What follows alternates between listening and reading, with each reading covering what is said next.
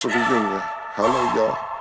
I was selling crack on a private jet up in the hell and back. But no confusion, this a reunion. Hello, y'all. Welcome back. Get murder here. He counting money. He said, "Can man, the hell with rap. I'm only here to shit on niggas and piss on bitches. Welcome ass. I bought jewelry and bikes, nigga. Black Benzes and white Vigors. Now I'm out here and I'm looking for more chandeliers and light fixtures. Nah. I don't like niggas, what's wrong with me? I'm a hype nigga, but this 44 turn to Michael Jordan. I look and say, take flight, nigga. Welcome back to It Is What It Is. This episode is sponsored by Underdog Fantasy. The app is an easy way to make some cash just by making picks on your favorite players. Underdog is available in more than 30 states, including California, Texas, and New York, just to name a few. Make sure to support the show by hitting the link in the bio and downloading the Underdog Fantasy app. They'll also match your first deposit up to $100, and you get a special pick when you sign up. I'm Treasure Wilson, aka Stat Baby, along with your hosts Mase and Cam. Yo, what's good, man? How you, man? Doing good, man. I'm a little tired, but I'm good. Ready to go. Let's start. Okay, so after one season, the Pistons have dismissed coach Monty Williams, who leaves with 5 years and $65 million plus left on his deal. Do you guys think that this was a smart decision by the Pistons? And then how do you guys feel about his coaching career as of lately? Mace first. Well, everything is not funny, especially when you win 14 games. It's definitely not funny, but they get $65 million on a walkaway is crazy. You know, they still got to pay him. And I know for this franchise, they're tremendously let down because they thought that Monty was going to come and bring that winning pedigree and all of that. Something went wrong, and they can't keep selling chicken. They can't. What was the deal last year that if they win certain games, everybody get chicken, free chicken or something like that? And you can't bank a franchise on Wingstop. You just can't do it. So they had to get Monty out here. I wish you the best in your future, but you got to win, man. I don't know what else to say to that. And you know, looking at his stats, right? He was 14-68. That was the 23-24 year. And then, I mean, they haven't been this bad since 1979, where they lost 66 games and won 16. And that's just unacceptable. I don't know what else to say to that.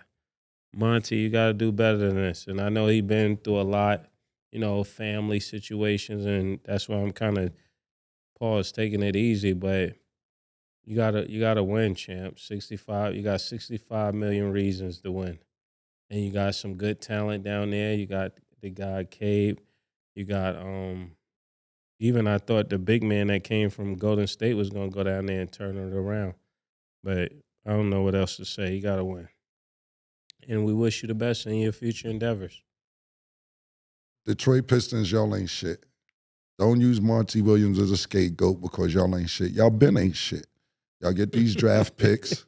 The niggas y'all picking, they ain't shit. Them niggas ain't doing nothing special. They ain't LeBron. They ain't no sensations to come through like, oh, he's supposed to be good, light-skinned nigga. I don't even know your name like that, my nigga, because you not as good as they thought you was going to be. Now they want to blame Monty Williams and use him as a scapegoat. I'm glad that he going to get $65 million and say fuck y'all on the way out, to be totally honest with y'all niggas, because y'all not going to get no continuity finding a nigga after 1 year. Now, I know it was a really, really bad year, but if that's the case, fire the nigga who's fucking coaching the Washington ain't shit niggas. I don't even know what they used to be, the Wizards, the fired up niggas. They ain't shit. They got fucking Jordan Poole and nigga dating Winnie Harlow. Kyle Kuzma, fire that nigga. Y'all ain't shit, and y'all using Monty Williams as a scapegoat, and whoever the general manager is, I get that you're probably using him to save your job. Y'all just fired the nigga who got there from Toronto. After he won the championship, he got fired from Toronto the year he won the championship. Y'all had him there for a year or two and fired him. Monty Williams is there for a year, you fire him. You're not going to get no continuity. And I don't know who y'all listening to, whether it's players, whether it's the GMs, whether it's the fans. Monty Williams is a great basketball mind. Had a decent career in the NBA. We acting like this nigga wasn't coach of the year in 2022. took the Phoenix Suns to the championship a few years ago. They didn't pull it off, but at the end of the day, that wasn't his fault. He took them to the championship when they haven't been there since 1993. Kevin Johnson and Barkley and them niggas. It was 20. It was that long since the Phoenix Suns have been to the championship. Ayton was acting like a little bitch, and the rest of the niggas on the Suns didn't want to play in the playoffs. Chris Paul got hurt, so they got rid of him because your star center didn't want to play. Chris He Paul, was snowed in. He was snowed in. Yeah, he snowed in Phoenix, actually. Yeah, he was snowed in. Snowed in Phoenix. Chris Paul, who's hurt majority of the playoffs, he wasn't available, and he did what he could do. I think Monty Williams is being used as a scapegoat here in Detroit. I feel bad for you, but I'm happy that you're getting your money. I know Mase says it's about winning, which is true, but what did they really expect you to do with a bunch of niggas who think they're better than what they are, and they're not that good as they think they are? Can't even name 3 niggas on the Pistons right now. P, you know 3 niggas on the Pistons? You? How about you, Stat? Give me 3. Jaden Ivey, Cade Cunningham, Oscar Thompson. That's why you're hired here. That's why exactly why you're here. Because They're all like young. Because he was gonna ask me next, and I don't know 3 of them niggas. Stat probably scouting niggas for our own personal reasons. I'm not. Let's make that clear. I'm not. She just said they all young, but I'm happy you knew that. That's why we have somebody at this table here that had. That's why your name is Stat. I don't know y'all niggas. She does. I don't pay attention to niggas who don't make the All-Star game and all that. I don't got time to give y'all niggas my time. But I'm happy Stat is on the show and she knows y'all niggas. Because y'all would have never got mentioned by me, nigga, till y'all do something more incredible than what y'all doing now and get my nigga Monty fired.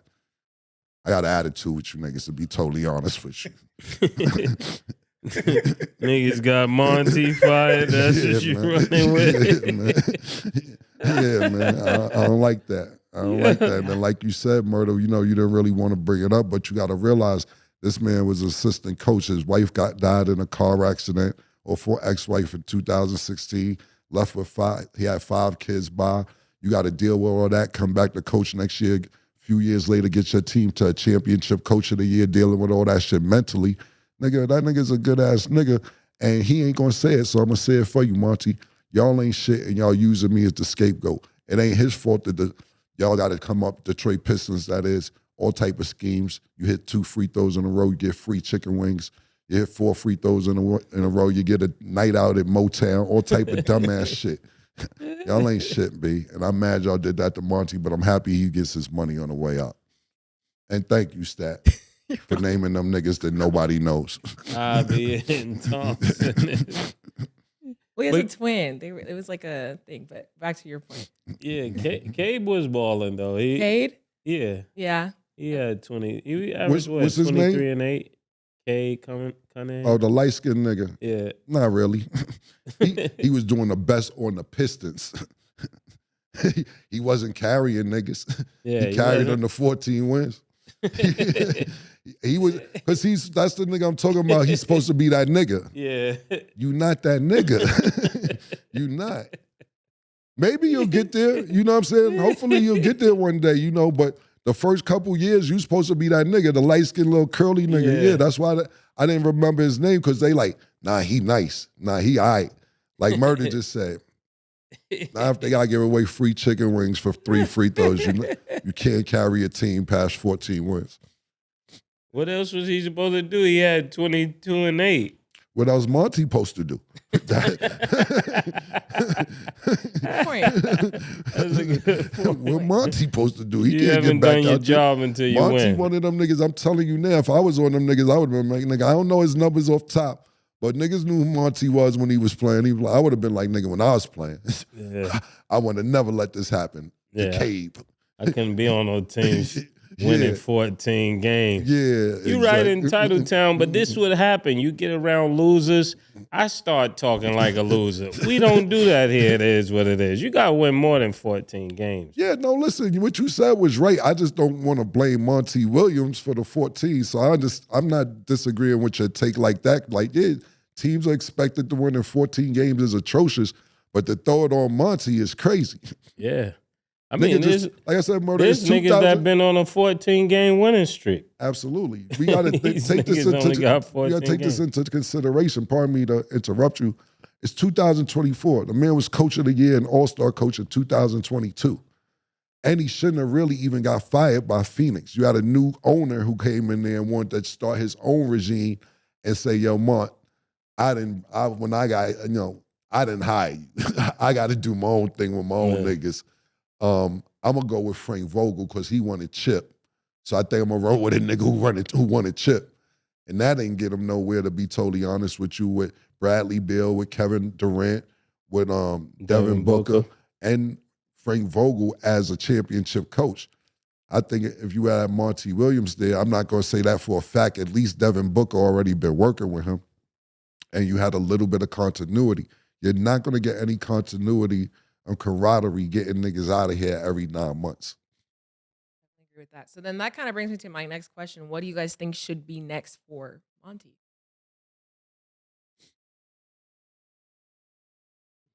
An even better question is, do you think the Lakers should consider him as a candidate for the head coaching position? He would be a great coach for the Lakers, but the Lakers don't do well with black coaches, just their history.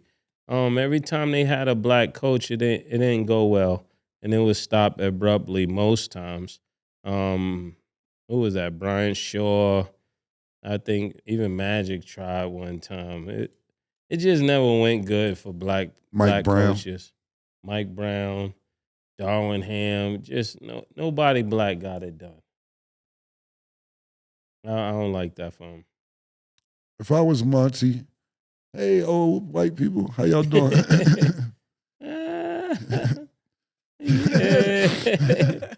Oh. What's that dance he did? Look, if I'm Monty, don't get me wrong, I want to stay coaching, but not the Lakers job. Yeah. It isn't like he needs any money. He about to get 65 and some change to sit up. Take a year or two. He can sit out of 2 years or so. He got 65. Yeah, and to be honest with you, we're going to talk about some things later in the show. So my personal opinion is, and maybe we could segue into this actually next, and I know it wasn't next, but sometimes head coaches don't need to be head coaches immediately. And you could sit there, because Monty has a plethora of not just accolades, but job descriptions. He was the the president of basketball operations in San Antonio. You know, when you work with Pop and them niggas, that's great experience to have under your belt. So it isn't just coaching experience. He has front office experience as well. So if I'm Monty, maybe I'll take a year off, but I'll get in where I fit in, pause, just not as a head coach, and see where I can still keep my feet wet and my face seen around the NBA. Okay. Yep. And then this kind of relates a little bit. So Jeff Van Gundy has agreed on a deal to become the lead assistant on Ty Lue's Clippers coaching staff. This past season, he was a senior consultant for the Celtics. As we know, they just won the chip. What do you guys think about him transitioning back into coaching and being on the coaching staff? I was wondering where Jeff Van Gundy been all this time. If he was at the Celtics, and I think that's a phenomenal job to have, and especially with consulting, then when people win the championship, everybody want to say they work with the Celtics. Now the ball boy thinks he deserves an assistant coaching job. It's just, I hate when that happens, because you never really know who did what on a championship team. Anytime niggas win, everybody start taking credit. Larry, you know about this, right? Larry, I mean, it happens all the time. People with Jeff Van Gundy, what else can he? I mean, he got a storybook career, but he should have been a coach in my perspective. Everywhere he went, he did a phenomenal job. So I'm not talking about him when I'm talking about people taking credit, but it just seemed like when people win, everybody starts saying what they did for the Celtics. The question was about Ty Lue, Mase. If that's a good job to, You try to just shit on his whole shit with the Celtics, didn't even really answer the question about him being with the Clippers. that was real. What do you think about him joining the Clippers? It was I don't like it. I don't like it. I was dancing around the issue. I don't like it. I hate it, actually, because a person like Jeff Van Gundy, he's so fiery that I don't see him like playing second to Ty Lue. I would have wanted to see him with his own coaching thing. And I know we keep saying this, and we're gonna keep saying it until somebody does something about it. I would have really liked to see him and Mark coach together, but since they played, I've never seen somebody who played with a coach to come back and coach with that coach. So I thought that would have been phenomenal.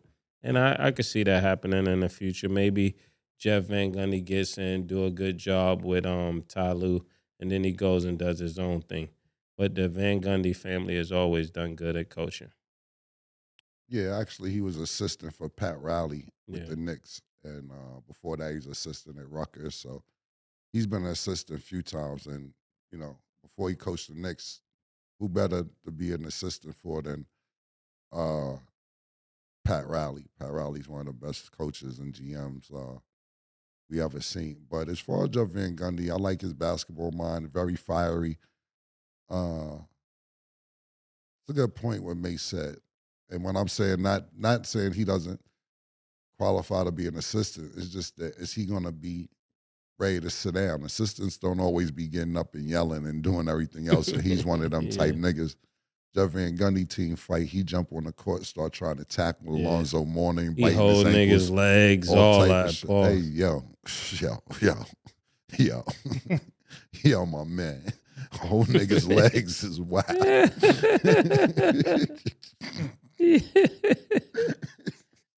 Yeah, kill him. Pause, I let you go yesterday. Here we go. We on this. Are you starting this? Here we go. Because yesterday you said stand up. You go. What did he say yesterday? Oh my God. Stand up. Oh my goodness. Whole niggas' legs presently. I stayed up all night thinking about, did this nigga crazy. just say this to me? You stayed up all night thinking about this nigga killing shit. You on the road. Don't stand stop. Up. I hope this is about to go down a rabbit hole. Pause. Stand crazy. Up. What he said, I'm expecting. Oh my goodness. I know what you just said is just Jeff Van Gundy be holding niggas' legs. I don't know what that means. When you remember whatever I was talking about, that's fine.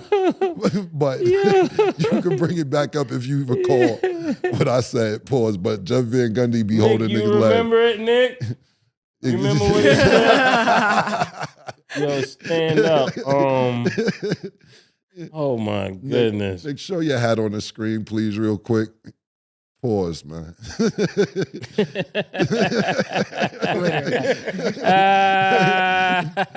Yeah, pause. Thank you. And his shirt says goosebumps. Nigga reaching right now. Bruce Bowen. Man, Bruce Bowen right now, Pete. Yo, where my phone at? Look, I didn't even know, to be totally honest with you, that Jeff Van Gundy was a consultant for the Celtics. But this goes back kind of to my conversation. Here we go. Here we go. This goes back to the lyrics. We'll go lyrics? Fine, let's do it, because I got it in my notes. I got my notes. He's so mad. You've been saving. Let's do it. I got my notes. I got my notes. And we got to do it. I've been waiting for this day. I've been waiting for this day. I got my notes. That's how you know you mad. You know that Jeff Van Gundy older niggas like got him upset. Yo, bro. Yo, this nigga, it's all good. You can find your lyrics. I'll go back to the topic.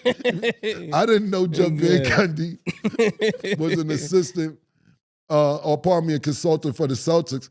It's kind of like when I was sitting next to the late, great Jerry West when we had our flight together, and he was telling me he was a consultant for the Golden State Warriors all them years they were winning. I'm like, damn, I didn't know that. I didn't know, I don't know if it's a gag or the pause when you're a consultant that you can't really say too much because I didn't know Jeff Van Gundy was a consultant.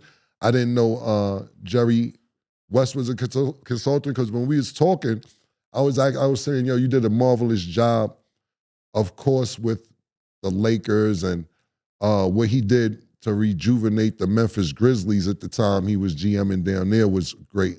And I was like, what's your next move? He's like, well, I've been consulting with Golden State. I'm like, you've been consulting all this time, nigga? Oh, you're one of them ones. You know how to be around the winners, you know what I mean? And then he went over to the Clippers, and it's just like, well, when he was with the Clippers, you knew, when you're a general manager, you know who the general managers are. When you're a consultant, I think it's more of on the hush tip type shit.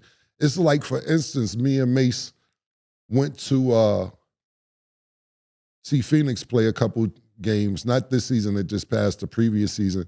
And Isaiah be lingering around the whole arena all the time. Isaiah Thomas Sr., or I don't want to say senior, the older Isaiah Thomas. And, even at halftime, he's like, yo, Cam, Mase, what y'all think about what's going on? And I'm like, if you want to pay me a consultant's fee, Isaiah, I can really give you my opinion as well. But all jokes aside, come to find out that he was a quote-unquote consultant for the Phoenix Suns as well. As far as him being Ty Lue's assistant, I think this is a great hire. A lot of times, and I had this talk with Rich Paul. Rich Paul was telling me that a lot of head coaches have too much pride to want to be, former head coaches, have too much pride to want to be assistant head coaches after they've been head coaches. And that's really the best way to get back in the league if you're not being looked at as a head coach. Be somebody's assistant head coach and end up winning and end up doing a good job, and then you may be hired as a head coach. And that's what me and Rich Paul had a conversation about. And Jeff Van Gundy may see this as his way back into the league. Ty Lue is looking at somebody who has great basketball experience, a great basketball mind. Not only that, you just fucking helped or consulted, quote unquote, the NBA championships. And the reason that's big, pause, is because the year he is the consultant is the year they win. Wow, what a coincidence, because they haven't been getting over the hump the last couple years. The year Jeff Van Gundy is the consultant, they win. So that's big for his resume. Congratulations. Only thing that I would say that I would be worried about, and Jeff Van Gundy knows how to conduct himself, is not getting over excited and getting off the bench to try to overstep Ty Lue at times. But if you get ejected or you can't show up to a game or something happens where you're out, you can't have a better assistant than Jeff Van Gundy, my personal opinion. Right. And then also on the coaching topic. So Stephen A. Smith says black coaches have an issue with J.J. Redick doing a podcast with LeBron James. After Darvin Ham's dismissal, he said, numerous coaches, black coaches, called me expressing how they took issue with that podcast taking place. So what do you guys think about that statement? Why do you think black coaches specifically would be upset, and then him sharing that information? Cam, this is Cam people. Well, what I'll say is I did some homework after we talked the other day because you was asking if Joe Mazzulla is the best black coach in the NBA, and 50% of the league is black coaches actually right now, and 13% of people of color are GMs right now. So we got some niggas in power when it comes to coaching right now. Niggas is in the building. So we don't have to worry about the best black coach or white coach or whatever. It isn't the NFL. You can't say nothing. We got niggas up there as far as head coaches. As far as what Stephen A. Smith said, say the black coaches who was mad. Say them niggas. Tell them who was mad. And then did he say why they were mad? Or just because? All he said was some of them felt very salty just about them doing, I think, and I'm just going to interpret what he said. I'm thinking because, Darvin Ham had a dismissal and now you gave, J.J. Redick an opportunity on your podcast, they might just feel like, Gotcha. You let a brother go, but now you got him up here.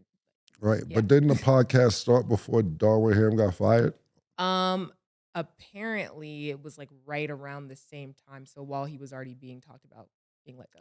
In other words, from what you're telling me from interpreting what Stephen A. Smith is saying is that that niggas is hitting him talking about this nigga gonna run around with this white nigga when we need jobs. That's what I'm taking as. That's what I'm saying. She's like, that's the only thing I can interpret from what Stat is reading. Like, you gonna go with this nigga and you know black niggas need jobs. But for my homework and my due diligence the last 2 days, we in there. You can't get mad. You can't say that if all of them got jobs. If 50% of the league is 15 black coaches and 14 white head coaches, which means there's one coach that's not black or white. So it's more black coaches than white coaches. So I get it. It's been times and eras to where black coaches have not been, black people have not been hired as coaches. We have not been in GM office, but the league is turning to where they're giving black people opportunity. So I can't even get mad at, when I say not get mad, pardon me, let me make sure I say this right. I can't get mad at LeBron for doing a podcast with J.J. Redick, even if he is scouting for the job, because it isn't like it's only 1 or 2 black head coaches. If it's only 1 or 2, then I dig it. Yeah. If LeBron is sitting there playing chess with a nigga on a podcast to see who his next coach gonna be, you can't be mad at niggas who use their power, pause, for whatever they want to use it for. Bro, we sitting there and watch the motherfucker. You know what y'all niggas want to be, if you want to be mad about something, be mad that 2 roster spots in the NBA are being filled up by the Greek Freaks brother. You want to be mad about something? Be mad about that. Fuck is you talking about? You mad this man is starting a podcast or playing chess on live YouTube or whatever to see who potentially could be his next coach? And he's saying out there, it's not my head coach. I'm not going to be around much longer. What the Lakers should be looking for is Anthony Davis's next head coach.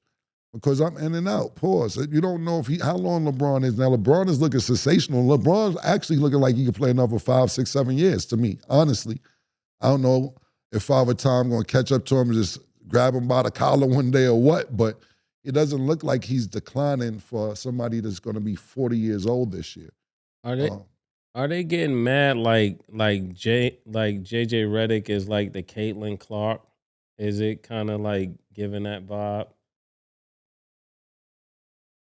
I wouldn't say that. I think this is a little bit different. I think just because it's like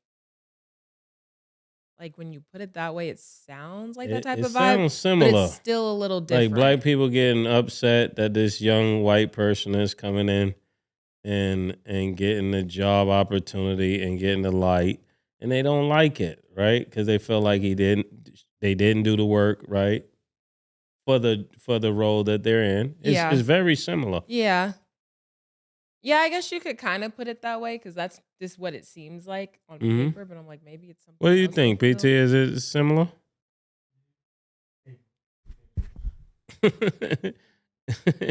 Very favorable. What do you think, Killer? It sound like the same vibe with Caitlin. Like I think, be totally honest with you, niggas hating on the podcast.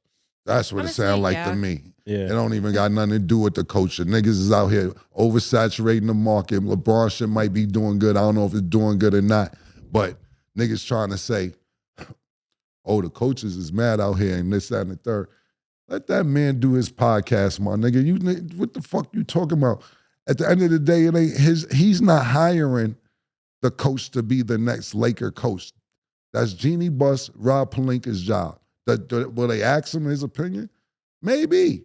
Possibly. Most likely, yes. But this sounds more like hating on the podcast than anything else to me. That's what it sounds like to me. Who could be hating on this podcast? You just said niggas is hating on the podcast. But she said coaches. Yeah, but at the end of the day, I don't think, more the story is, to answer your question correctly, it's the coaches, but it's the niggas around the coaches. And the niggas who probably filtering, using coaches as the excuse. Yeah, exactly. Yo, let's say outsourcing the hate. Yo, let's say the coaches is mad. Niggas is outsourcing the hate. I don't think there's that many coaches mad. I'm never going to disagree with Stephen A. Smith's sources ever. Not a little bit. But let's just do this. Let's do the math I just told you, right? It's 15 black coaches, right? Did all 15 call him? No. Did 5 call him? Maybe. So 5 niggas is mad. I don't see coaches being mad at the podcast. No, I'm just saying, let's just do the math, Yeah. right? If it's 15 black head coaches, even if all 15 coaches call Stephen A. Smith, it's 15 niggas, Yeah. murder. Come Yeah. on. So who's really mad? Even if you got all, let's say you do 66%, which would be 10 of them. Ooh, 10 niggas is mad at the podcast. Whoop-de-fucking dudes. Be mad. I think it's all the other people around surrounding who podcasts not popping, coaches with a declining record, niggas who on the verge of being fired, niggas' nephews and sisters and brothers and cousins who talking about, Dad, you wouldn't want to coach the Lakers? All that.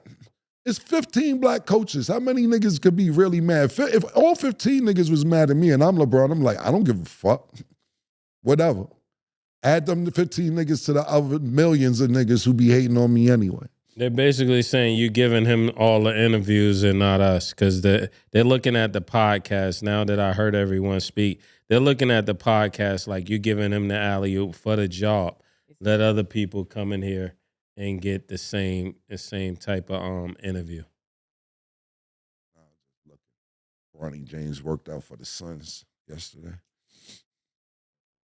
And then just to kind of add to your point, because I think that is how it's being interpreted. And Yeah. honestly, I don't really know exactly how the inside information works for them. But I mean, if Stephen A. is close with a couple coaches and he calls them, because I doubt coaches are calling him specifically and be like, yeah, you seen that LeBron James podcast? Like, I don't like it. He's probably asked him, like, how do you feel about this? And the general, topic is like, for him to be on a podcast with somebody who could potentially be his head coach, a lot of people feel some type of way about it because that's not a normal route.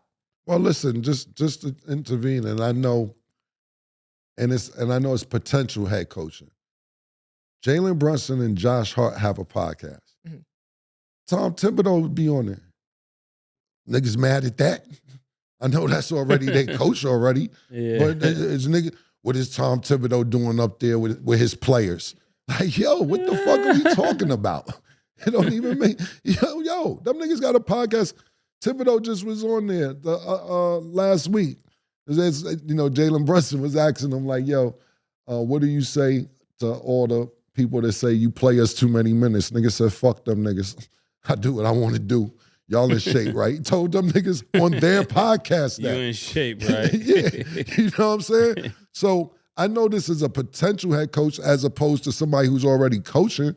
But yo, this is the era we in. Niggas is talking. And if it's somebody that you may be working with or not working with, it is what it is. That's just my opinion on it. That's a good point. But obviously, this is all of our interpretations. I read the quote of what was said. You guys can do what you want with that information, but let us know what you guys think about LeBron having the podcast. So we're going to go to break. When we return, we will talk about Paul George's next steps. Don't go anywhere. Get mine regardless. I'ma get mine regardless. This ain't fiction, I promise you it's a promise. Yes, it is. And look, I'm being modest. Yes, I am. I'ma get mine regardless. I'ma get mine regardless. I'ma get mine regardless.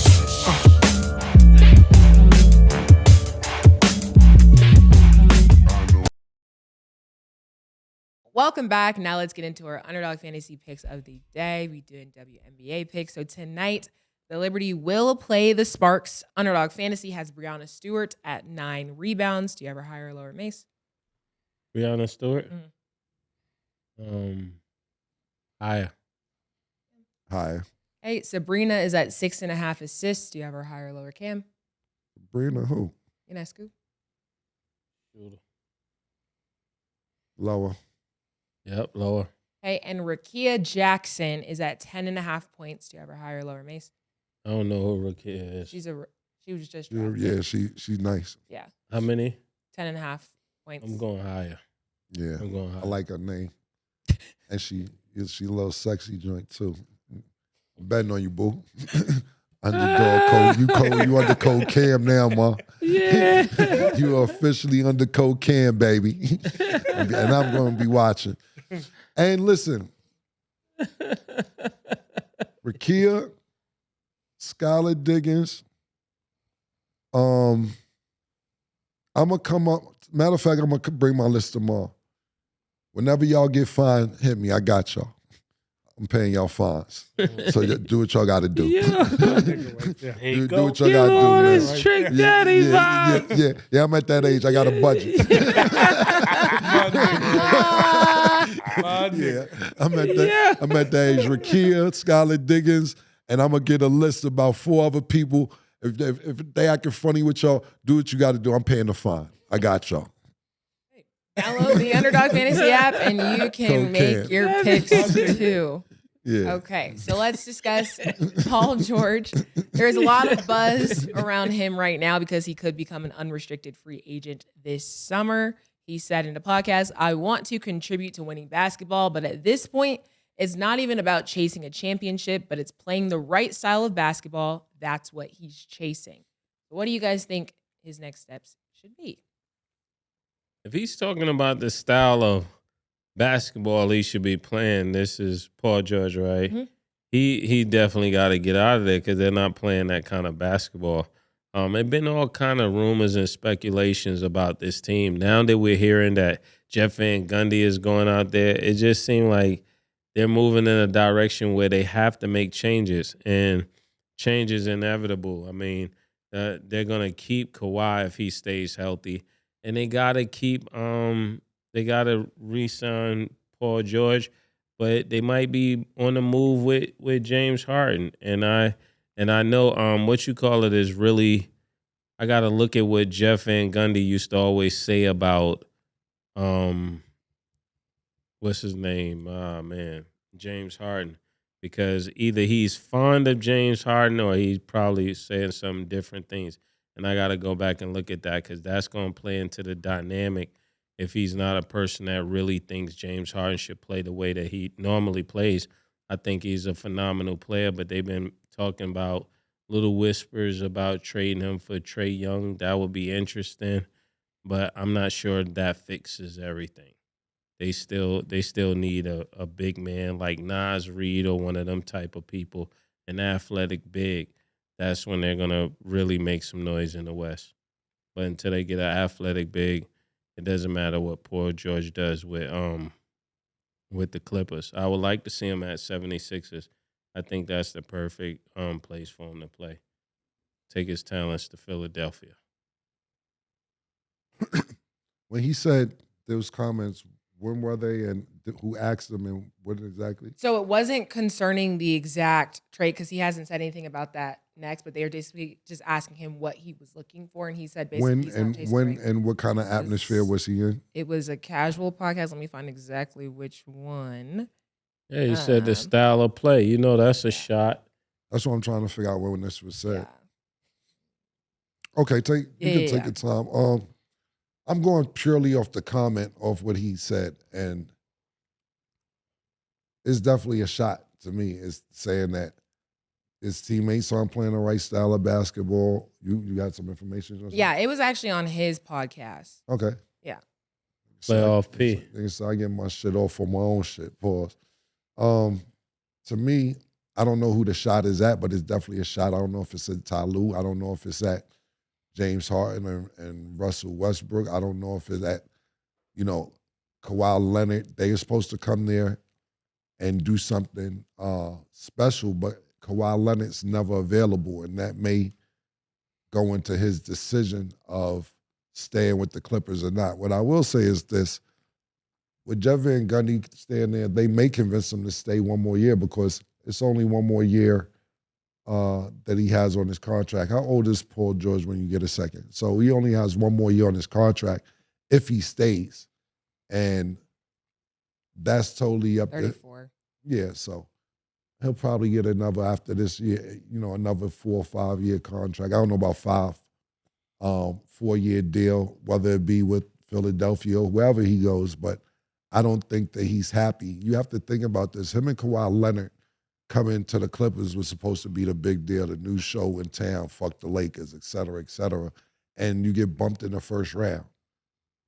To Luka and Kyrie Irving, and it's probably annoying because Paul George is a 9-time All-Star. He's made NBA first team one time.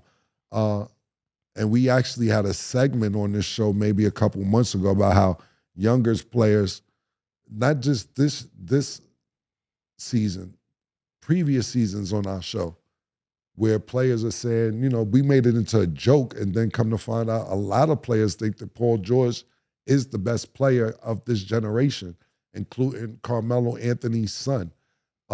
So what I don't want to see is him chasing the championship, because then it just looks whack. Like, I don't like how David West towards the end was chasing the championship, or Karl Malone going to the Lakers, or Gary Payton going to the Lakers and then eventually getting one with Miami. It just looks like you're chasing the championship.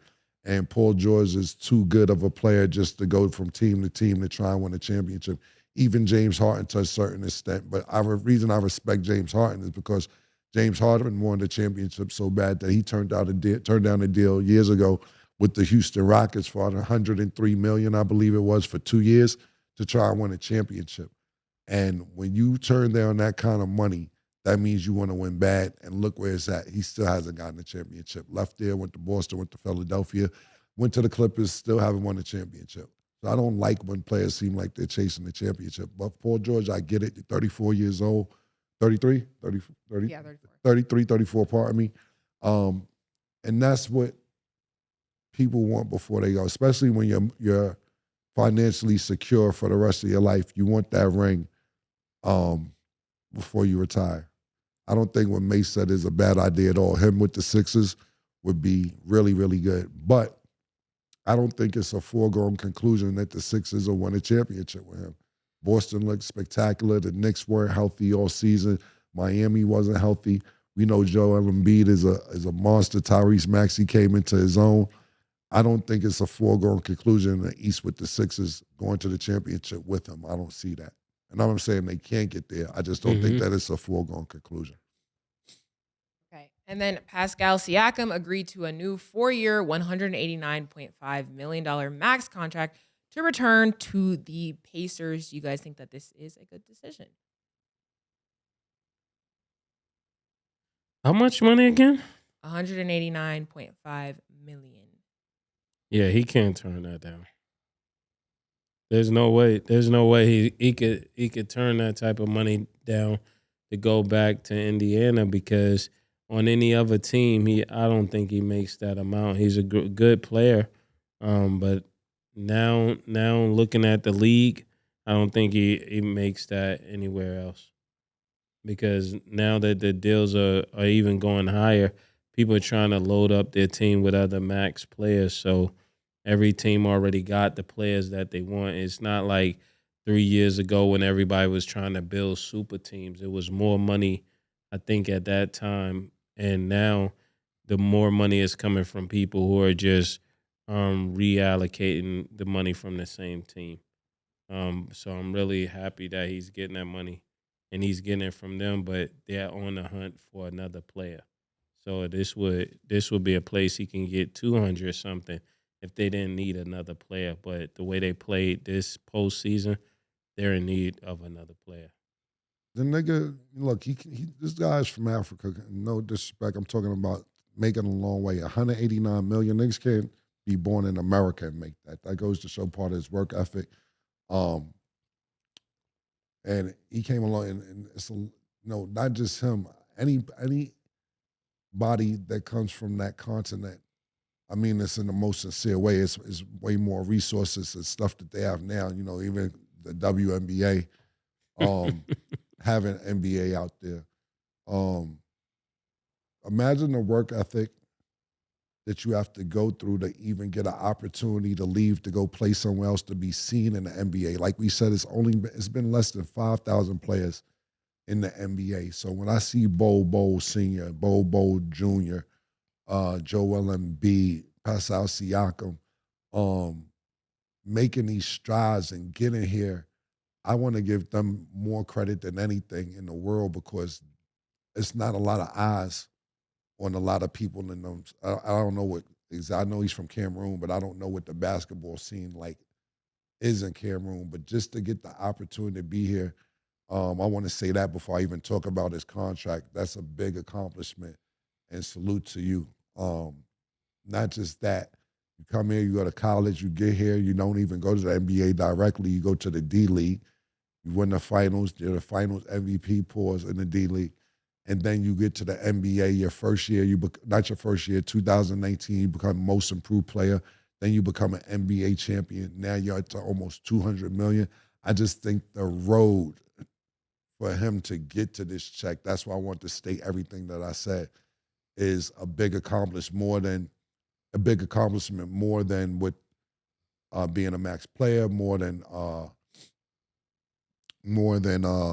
if the Indiana Pacers need him or not. Just the road for him to get to that dollar amount is truly amazing.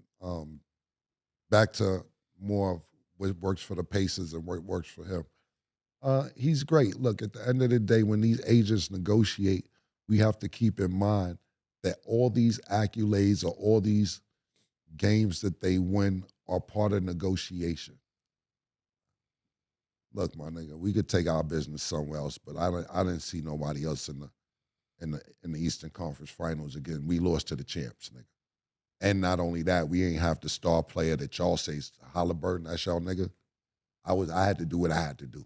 Yeah, You know, it was basically me out there, and the teacher and a couple other niggas. But Halliburton wasn't even available. I did what I had to do against the champs. Fuck y'all want me to do.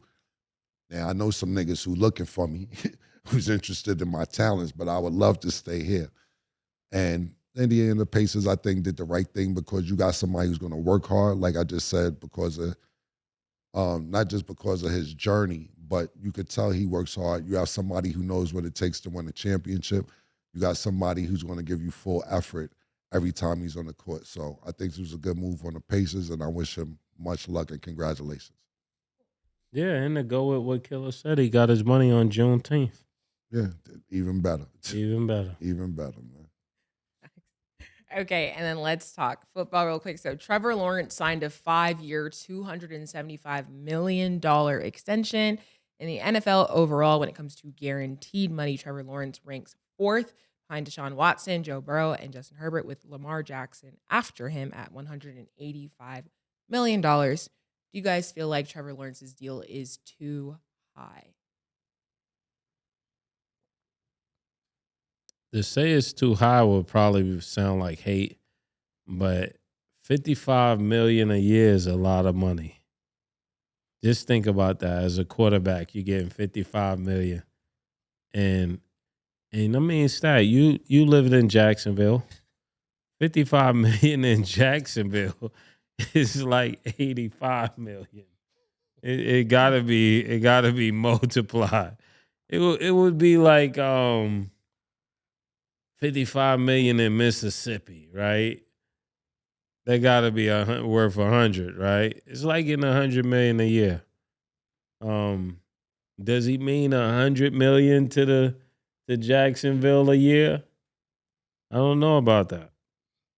That's a lot of money, and I don't think that when it comes to the Jacksonville Jaguars, that they're playing good enough to really like acquire that kind of money. I think they need to put more money into the rest of their team. I would definitely want him to get paid. $250 would have been really good. $275 is like we're missing a few pieces if you want Jacksonville to win. That would be my honest assessment. Because it's not like they perform greatly in the playoffs. I mean, you know me, I think of wins. So when people ain't winning, I don't think it merit a lot of money. Like Killer was saying about Detroit earlier in the show. Can't be paying niggas a bunch of money and they ain't winning. I think at some point this money gotta turn into wins. And I don't see that happening. Mase initially started off his statement with, it seems like he don't want to seem like he hating. I'm hating. You shouldn't. I want to pay you that shit, nigga. You got long hair. That's the only reason they paid you that shit, nigga. You got the complexion for the connection. There's no reason he should be getting that much fucking money. I don't care what Mase say. I'm hating. You getting more than Lamar Jackson, nigga. You only been over 500. You've been in the league 3 seasons. You've been over 500 one time. Your first rookie year, you was 3-14. The one time you was 9-8. That's what I'm counting over 500. And then you finished last year 8-8, which is 500, but it's not over 500. Deshaun Watson started this shit when he got that guaranteed $250 million. Then it trickled down to Joe Burrow. Then it trickled down to Lamar Jackson. And now niggas like you think you deserve that money. No, nigga, you don't, my nigga. Joe Burrow been to a Super Bowl. Lamar Jackson's a 2-time league MVP.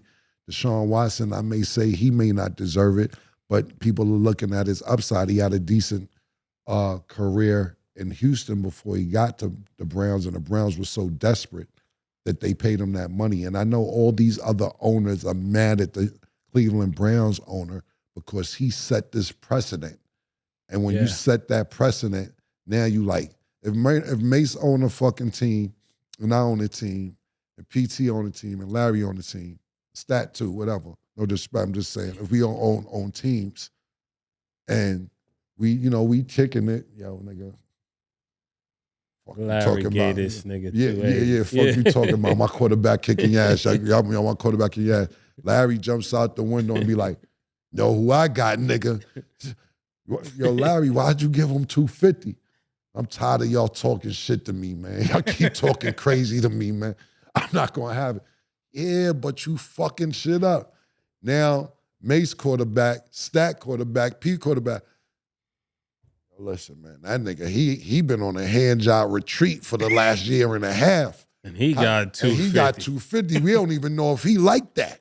Yeah. He ain't playing a year and a half. He gave $250. I'm out here killing niggas, and you talking about $190?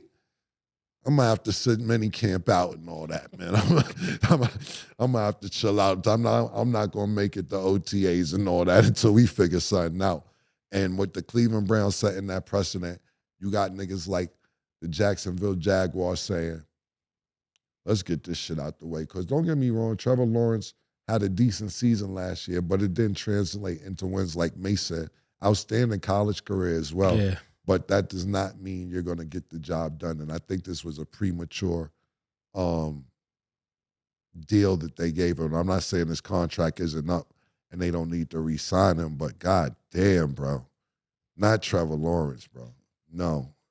Now, if you prove me wrong, listen, you got all summer and 17 games to say, Cam, shut the fuck up.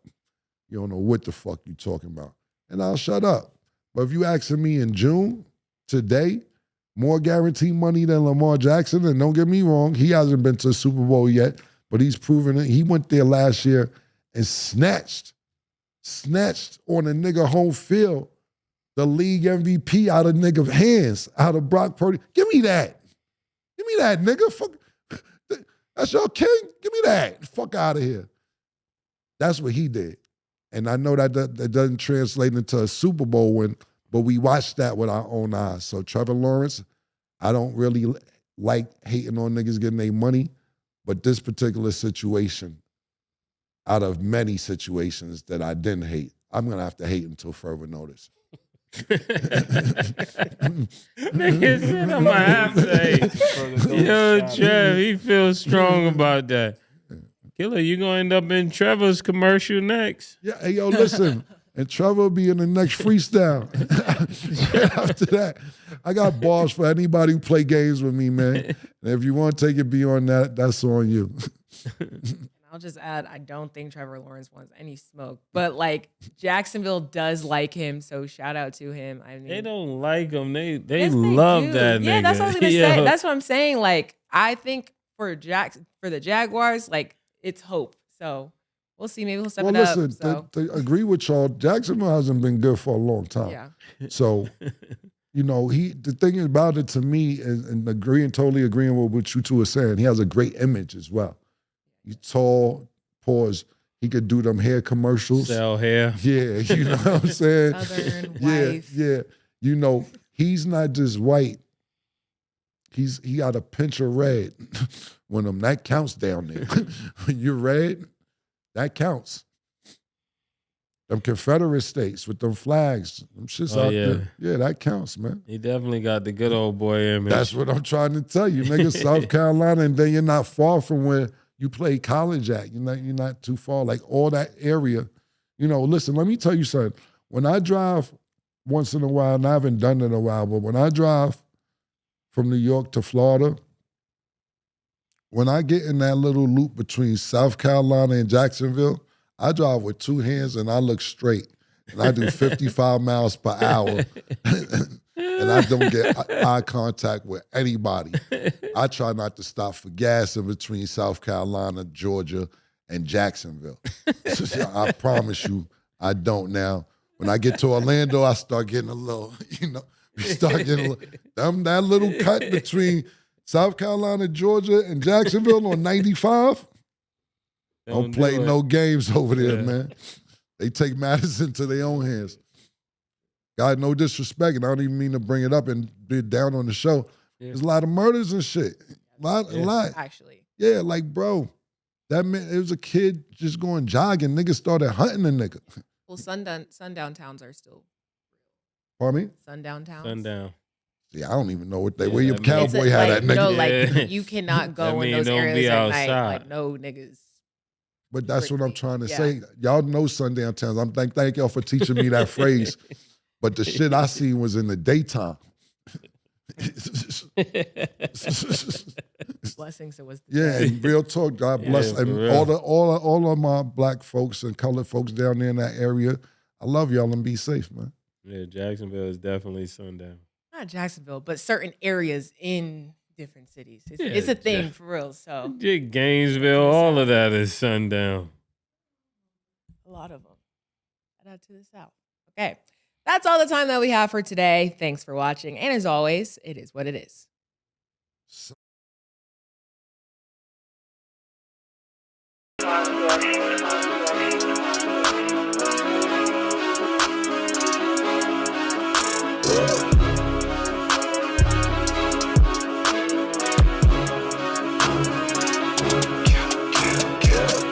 What you want, nigga? Everything, nigga, super size. Two Big Macs, like when they doing them 2 for $5.